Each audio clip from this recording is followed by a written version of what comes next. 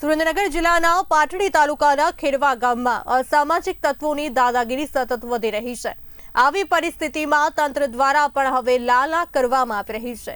સાથે સાથે દબાણ દૂર કરવાની કાર્યવાહી કરવામાં આવી રહી છે। જો કે અસામાજિક તત્વો ફરી સક્રિય થઈ રહ્યા છે અને દબાણ દૂર કરવામાં આવ્યા બાદ ફરી બાંધકામ કરી રહ્યા છે। ખેરવા ગામના અસામાજિક તત્વો બેફામ બન્યા હોવાની માહિતી મળી છે। ખેરવા ગામના ઉપસરપંચ ઇનાયત ખાન દ્વારા કરવામાં આવેલા બાંધકામ દૂર થશે કે તેમ જોવું રહ્યું અને એને જે સ્થાને દબાણ દૂર કરવામાં આવ્યા હતા તે જ સ્થાને ફરીવાર બાંધકામ શરૂ કરતા તંત્ર ઉપર સવાલ ઉઠવા પામ્યા છે।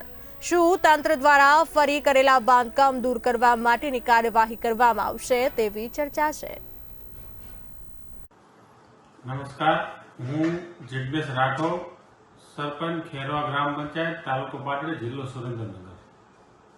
ગત તારીખ 28 એપ્રિલ 2025 ના રોજ માનનીય રાજ્ય સરકાર અને ગૃહ વિભાગ દ્વારા એક પરિપત્ર બહાર પાડવામાં આવ્યો હતો કે જે 100 કલાકની અંતર્ગત ગુજરાત રાજ્યમાં રહેતા અસામાજિક તત્વો વિરુદ્ધ કડક શિક્ષાત્મક કાર્યવાહી અંતર્ગત જેમાં અમારા ગામના ઉપસરપંચ વિરુદ્ધ 100 કલાક અંતર્ગત કાર્યવાહી કરવામાં આવેલ, જેમાં તેમના 3 દબાણ દૂર કરેલ હતા તારીખ 28/4/2025 ના રોજ।